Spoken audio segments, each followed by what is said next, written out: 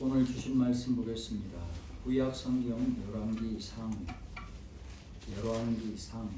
왕상. 구약 성경 열왕기상 19장입니다. 열왕기상 19장 11절로 18절 말씀입니다. 열왕기상 19장 11절에서 18절 한 절씩 나누어서 교독을 하겠습니다. 11절 여호와께서 이르시되 너는 나가서 여호와 앞에서 산에 서라 하시더니 여호와께서 지나가시는데 여호와 앞에 크고 강한 바람이 산을 가르고 바위를 부수나 바람 가운데 여호와께서 계시지 아니하며 바람 후에 지진이 있으나 지진 가운데에도 여호와께서 계시지 아니하며 또 지진 후에 불이 있으나 불 가운데에도 여호와께서 계시지 아니하더니 불 후에 샘매한 소리가 있는지라. 엘리야가 듣고 겉옷으로 얼굴을 가리고 나가 굴 어귀에 서매 소리가 그에게 임하여 이르시되 엘리야야 내가 어찌하여 여기 있느냐.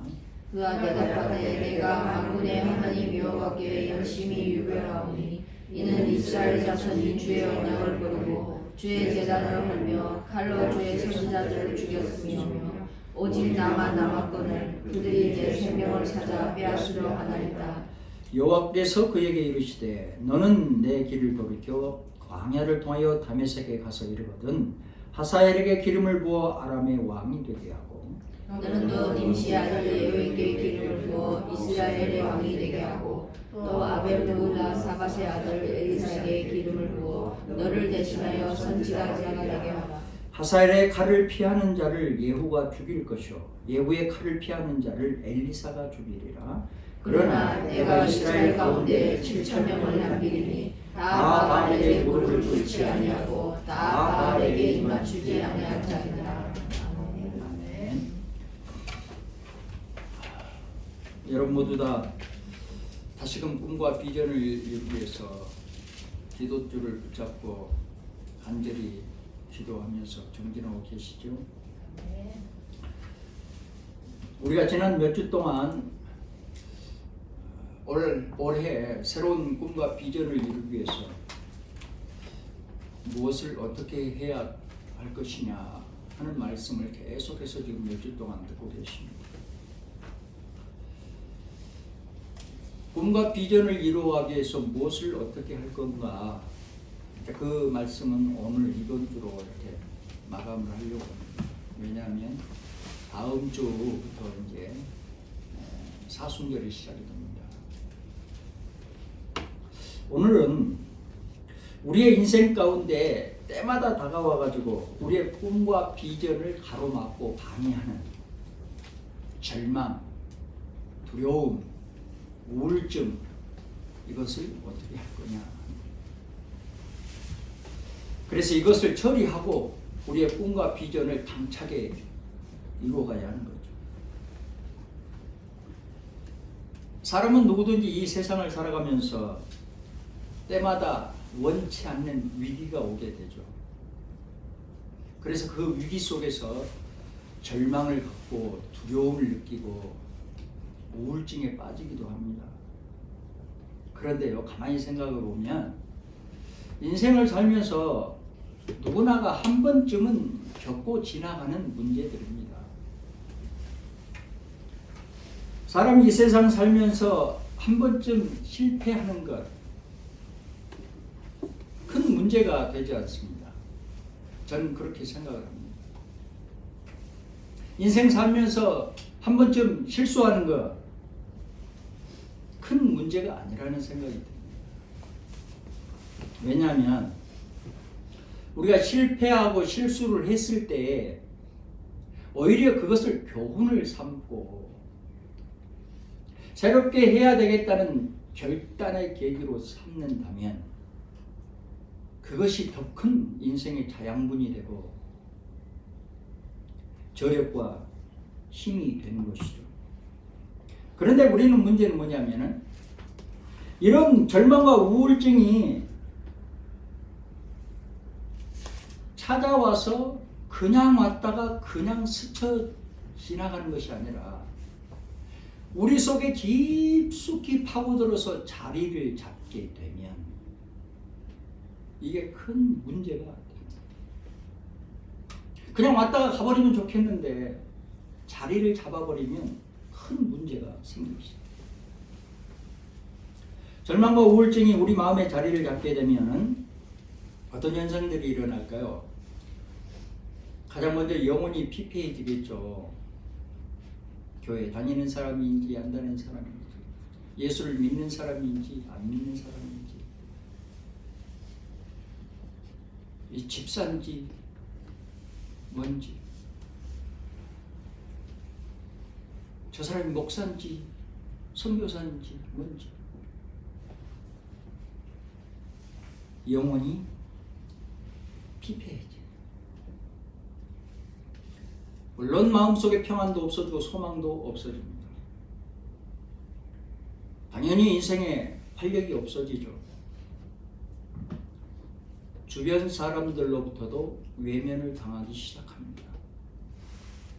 특히나 꿈과 비전이 없는 인생을 살아가게 돼요. 어떻게 되겠지? 그냥 되는 대로 사는 거죠.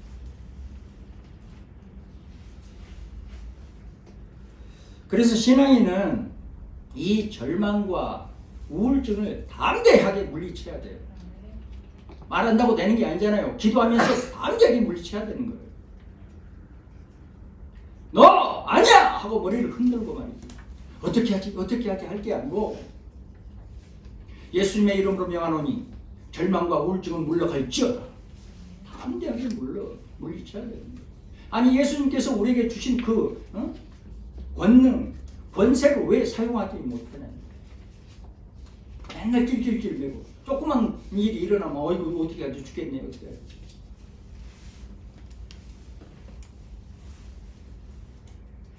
오늘 본문은 이런 절망과 우울증에서 벗어나서 새로운 힘과 능력을 얻고 자기한테 맡겨진 사명을 새롭게 한 엘리야에 대한 이야기. 오늘은 엘리야가 우리의 모델입니다. 오늘 말씀을 들으시면서 여러분 모두 다 꿈과 비전을 이루어가는데 새로운 힘과 능력을 얻으시고 또 여러분 각자에게 다 맡겨진 역할이 사명이 있습니다. 그 사명을 새롭게 하시기를 주님의 이름으로 소원합니다. 엘리야 하면 여러분 어떤 생각이 드십니까? 엘리야를 어떻게 알고 계시나요? 수없이 신앙생활하면서 많이 듣는 이야기 중에 하나가 엘리야 이야기죠. 엘리야는 구약 시대의 가장 강하고 담대한 선지자라고 이렇게 표현을 할 수 있습니다. 그 당시에 철권 통치를 했던 그 아합 왕에게 그 권력에 두려워하지 않고 직언을 서슴지 않았던 그런 선지자입니다. 그때 당시에 아합 왕의 부인 이세벨은 이방인이었어요. 그래서 바알신과 아세라 신을 섬기는 우상 숭배자였어요. 그 당시 엘리야는 이 문제를 처리하기 위해서 바알을 섬기는 선지자 450명, 아세라 신을 섬기는 선지자 400명, 850명과 혼자서 850대 1로 대결을 벌입니다. 자, 우리가 믿는 신이 누가 진짜 하나님이냐? 너희들이 섬기는 신이 하나님이냐? 내가 섬기는 여호와가 진짜 하나님이냐? 우리 대결을 해보자. 그래서 갈멜산에 모여가지고 대결을 시작합니다. 그 대결의 장면들 여러분 다 잘 아시리라 믿고 생략을 하고 결국은 하나님의 은혜로 하늘에서 불이 떨어지고 내가 믿는 신이 정말로 하나님이시지 않느냐? 하나님이 분명하게 증거를 해주시오. 엘리야는 승리하고 나서 그 850명의 거짓 선지자들을 전부 다 죽여버립니다. 그러자 어떤 일이 일어나요? 바알과 아세라 신을 섬기는 왕비 이세벨이 가만히 있겠어요? 엘리야를 죽이려고 합니다. 권력을 이용해서. 그러자 그렇게 참되고 당당했던 엘리야가 이세벨 왕비가 자기를 죽이려고 한다는 소식을 듣고 절망과 우울증에 빠져버립니다. 그게 아이러니한 그 인간인 거예요. 결국은 어떻게 하냐면 보통 사람들처럼 겁이 나서 도망을 가버립니다. 광야로 도망을 간 엘리야가 우울증에 빠져서 야 죽고 싶다. 정말로 죽어버렸으면 좋겠다. 이렇게 생각을 해요. 그렇게 국민들에게 추앙을 받던 하나님의 뜻을 그렇게 당당하게 행했던 엘리야도 그 신앙이 한순간에 땅에 떨어져 버립니다. 그러니까 권력 앞에서 무능한 자신을 발견하고 한탄하면서 우울증에 빠져. 그래서 광야로 도망가는데 로뎀 나무 아래서 하나님께 원망불평을 해요. 하나님, 제가 지금 이게 뭡니까? 내가 한평생 하나님의 영광을 위해서 얼마나 힘쓰고 애썼습니까? 그런데 이게 뭡니까?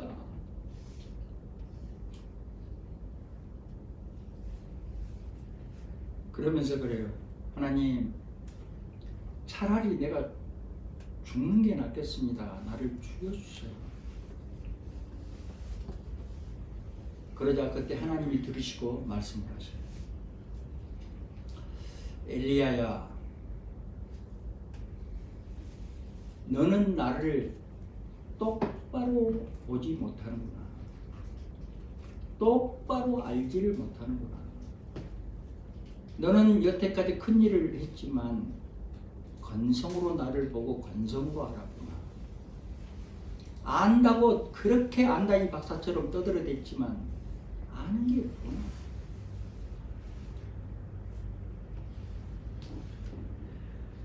너는 여지껏 내가 행한 능력과 표정만 바라보고 일을 한 거야. 엘리야야, 다시 내 말을 잘 듣거라. 이제는 똑바로 나를 보고 똑바로 나를 알아야 돼. 그러시면서 엘리야에게 주시는 하나님의 말씀이 오늘 11절, 12절에 기록이 되어 있습니다. 여호와께서 이르시되 너는 나가서 여호와 앞에서 산에 서라 하시되 여호와께서 지나가시는데 여호와 앞에 크고 강한 바람이 산을 가르고 바위를 부수나 바람 가운데 여호와께서 계시지 아니하며 바람 후에 지진이 있으나 지진 가운데도 여호와께서 계시지 아니하며 또 지진 후에 불이 있으나 불 가운데에도 여호와께서 계시지 아니하더니 불 후에 세면 소리가 있는지라. 하나님께서 세미한 음성을 엘리야에게 들려주시는 거예요. 전등 번개가 지금 그 속에 하나님이 그런 하나님이로 알았어요. 강한 바람이 불고 막 태풍이 쳐오고 막 하나님이 그런 하나님인 줄 알았어요. 그런데 세미한 음성이 들려요. 우리가 마치 기도를 하면 정말로 하나님의 세미한 음성이 들려지듯이. 엘리야야, 너 기적만 표정만 바라보고 찾지 말고 기적과 표적 능력을 만들고 지금 너와 함께하는 나를 똑바로 보고 똑바로 알아야.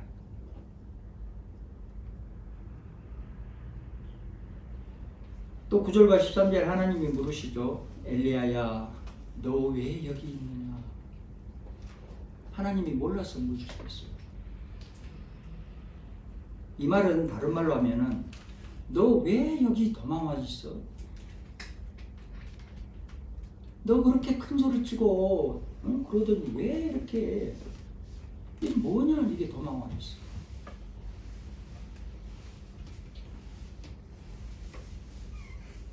너 여태까지 헛바지로 살았구만.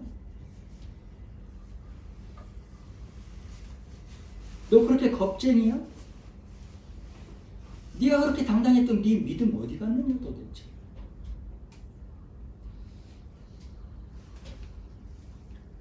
왜 나를 그렇게 선지자이면서도 똑바로 보지 못하고 똑바로 알지를 못하는가.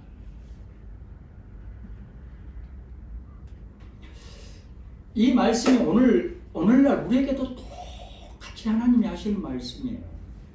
우리 신앙생활 속에서. 너희들 나를 어떻게 지금 보고 있어?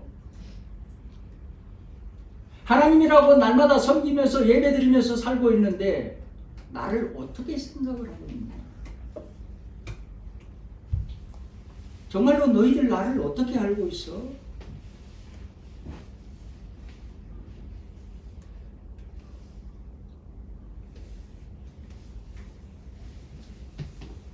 이 부분이 이단들이 우리들을 노리는 대목이에요. 하나님에 대해서 어떻게 알고 계시죠? 여러분 뭐라고 말할까?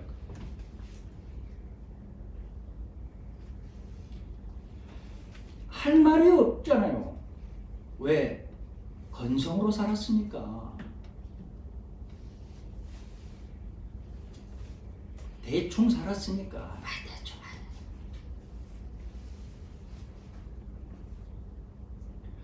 거기에 어떻게 은혜가 있을 수가 있겠습니까?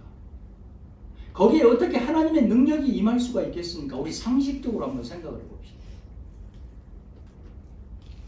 그럼 다른 교회에 가면은 달라질까요? 여러분이 더 잘하시잖아요.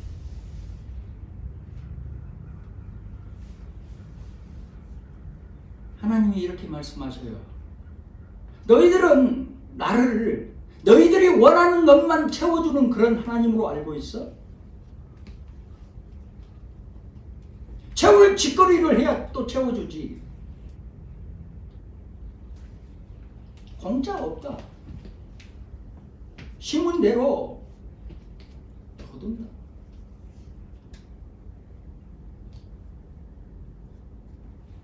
엘리야야, 그러면 안 된다. 내 인격을 봐라. 내 인격. 너 맨날 하나님은 인격적인 하나님이시하고 너 나발 들고 다녔잖아. 근데 너 정말로 나를 인격을 보고 있어?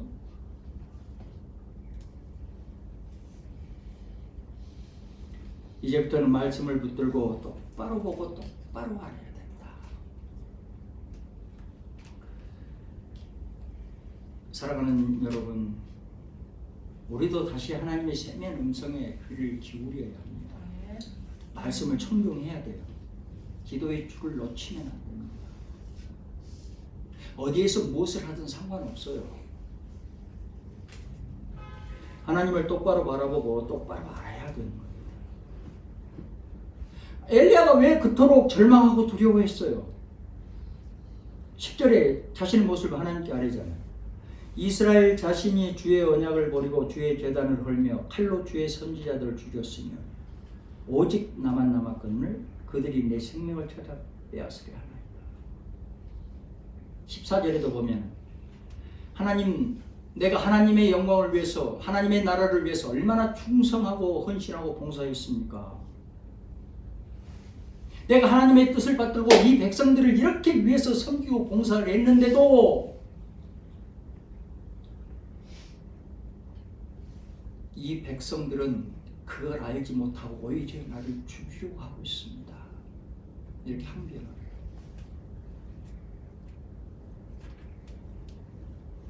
그럼 안 되잖아요. 오늘날에도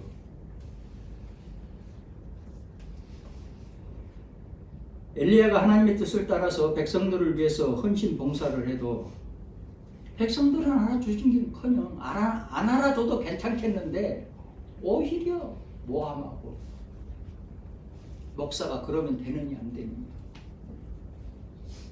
죽이려고. 엘리야도 사람인 거예요. 그러니까 얼마나 화가 나겠어요.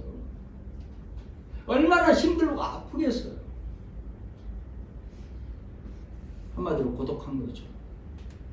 그때 하나님의 음성이 또 들려와요. 18절. 엘리야야, 포기하지 마라. 절망하지 마. 너는 지금 네 혼자라고 생각하지만 네 혼자가 아니야. 사람들이 다 너를 싫어하고 또 나를 배반한 게 아니야. 본문에 나오잖아요. 내가 나의 사람 7,000명을 남겨놓았다.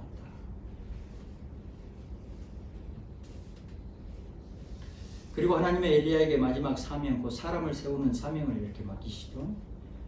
엘리야야, 너에게 새로운 사명이 있다. 사람을 키우는 일이다. 이제 내가 알려주는 사람들을 만나서 그들에게 기름을 부어 지도자로 세우고 나의 뜻을 실천하게 하라.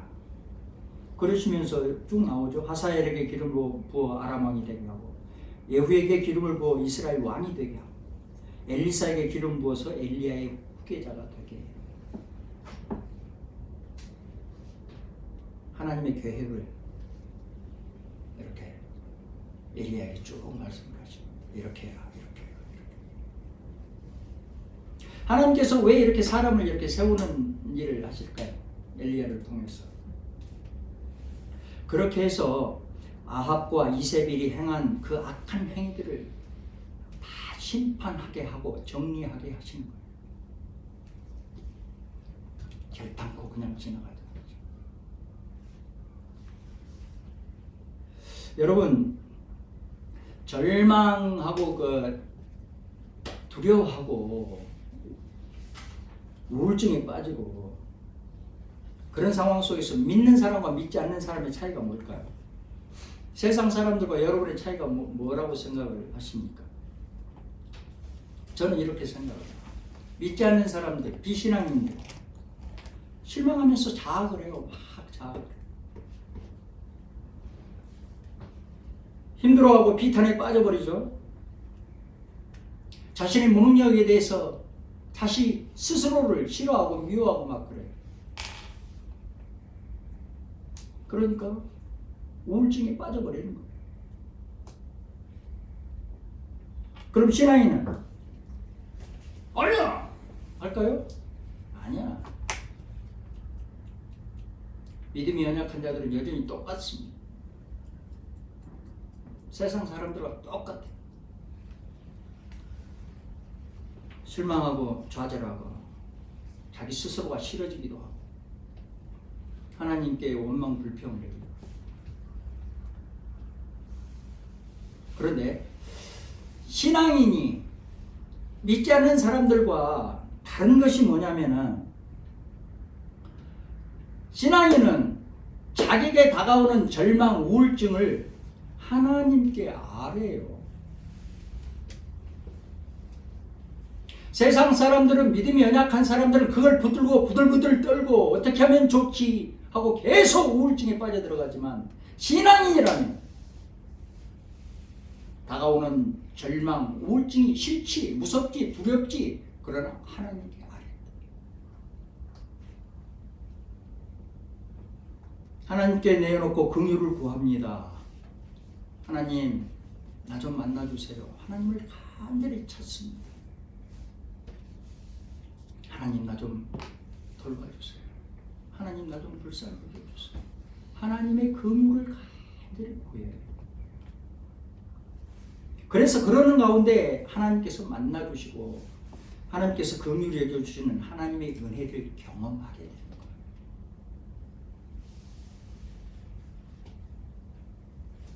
우리가 예수님을 믿고 천지 우주 만물을 만드신 창조주 하나님의 자녀가 됐습니다. 창조주의 자녀가 됐어요. 그러면 세상 살면서 시시때때로 다가오는 이 절망, 두려움, 이 우울증을 담대하게 물리칠 수 있어야 되잖아요. 왜? 하나님이 우리에게 저나 여러분에게 똑같은 입술 권세를 주셨습니까? 믿음을 주셨습니까?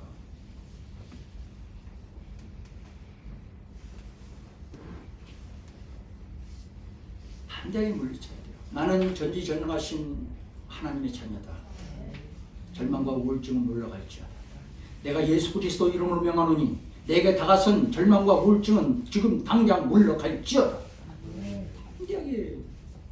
이게 뭐 돈 듭니까? 얼마나 하나님의 은혜가 감사합니까? 돈 안 들고 할 수 있는데. 만약에 이 일을 하나님이 너 1억 내야 돼. 안 그러면 안 돼. 그러면 어떻게 할 뻔했어요? 우리 가운데 할 수 있는 사람이 있어요? 하나님의 은혜가 너무너무 감사한 거예요. 생각하면 생각할수록. 세상 병원에서도 할 수 없는, 의학으로도 해결할 수 없는 그런 권세를 내게 주셨는데, 언젠가 TV를 보니까 미국의 유명한 암 전문 의사인데 와서 강의를 하면서 그런 얘기 했어요. 내 귀에 쏙 들어왔어요. 그분이 기독교인인가 봐요. 현대의학이 고도로 발달되어 있어서 지금 웬만한 암은 이렇게 치료가 완치가 가능하고 거의 대부분 치료를 할 수 있다. 옛날에는 치료도 할 수 없었는데 지금 치료를 할 수 있다. 그런데 신기하게도 현대 과학이 밝혀내지 못하고 전문의들이 알지 못하는 신비한 현상들이 일어난다. 그 신비한 현상을 나는 하나님의 역사라고 믿고 있다. 이렇게 좀 그래서 그 강의를 들으면서 내가 가슴이 그냥 뜨거웠어. 아 그래. 그렇지.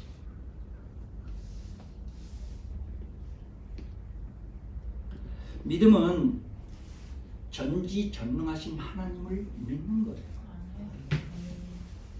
내가 좋아하는 것을 믿는 게 아니고 하나님의 전지전능하심을 믿는 거예요.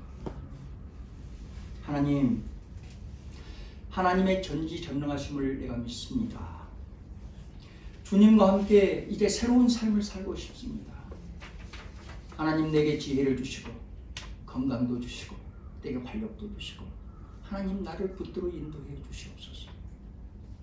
하나님 아버지, 내가 이제 새로운 꿈과 비전을 이루어가고 싶습니다. 하나님 내게 믿음을 견고하게 세워주옵시고 붙들어서 인도해 주시옵소서.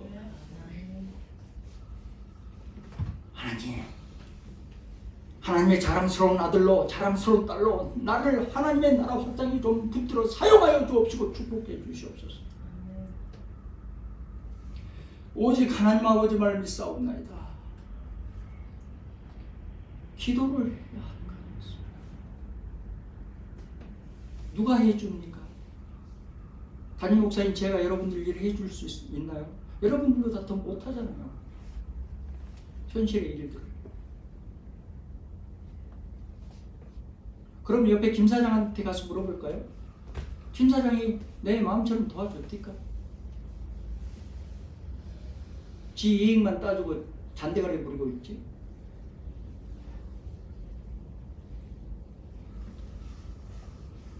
하나님께 찰싹 달라붙어서 주님의 세미한 음성을 들을 수 있어야 전지전능하신 하나님을 믿어야 돼요.